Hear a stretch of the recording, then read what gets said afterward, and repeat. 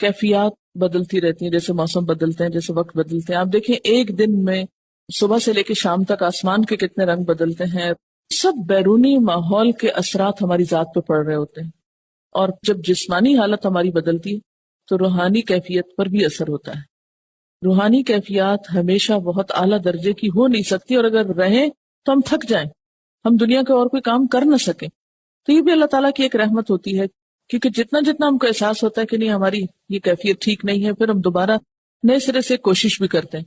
اس سلسلے میں یہ کہنا چاہوں گی آپ سب سے کہ 3 چیزیں ایسی ہیں کہ دن کے آغاز پر ان کی پابندی ہر صورت کریں، اور آپ دیکھیں گے کہ انشاءاللہ یہ نسخہ آپ کو کم از کم اس لیول تک نہیں گرنے دے گا. ٹھیک ہے ایک اعلیٰ درجے کی روحانی کیفیت نہیں بھی ہوگی آپ کے اندر، لیکن تنزل یا زوال کی بھی وہ انتہائی کیفیت انشاءاللہ نہیں آئے گی.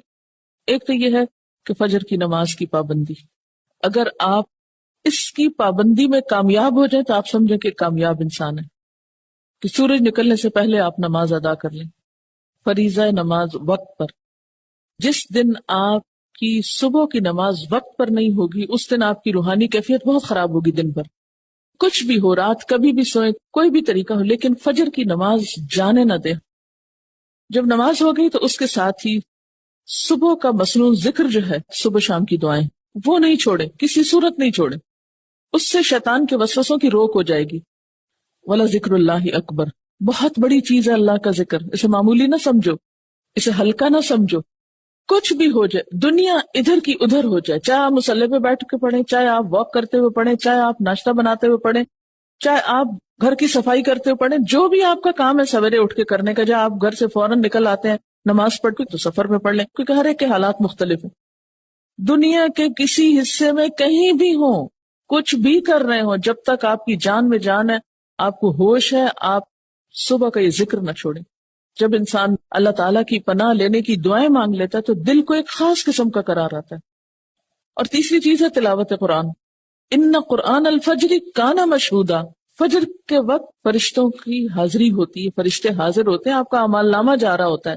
قرآن الفجر کو نہ چھوڑیں.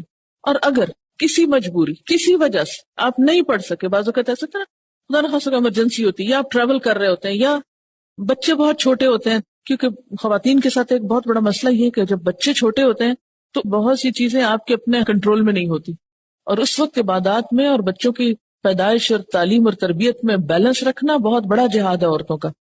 تو اس تلاوت کو نہ چھوڑے، اور خواہ ایک پیج ہو، خواہ ایک آیت ہو، کھولنا نہ بھولیں. تو یہ جو آپ کی کیفیات ہیں، ان کیفیات سے نبٹنے کے لیے یہ 3 چیزوں کی جو پابندی ہے اس کو لازم کر لیں، اس کو وقت پر ہی کریں.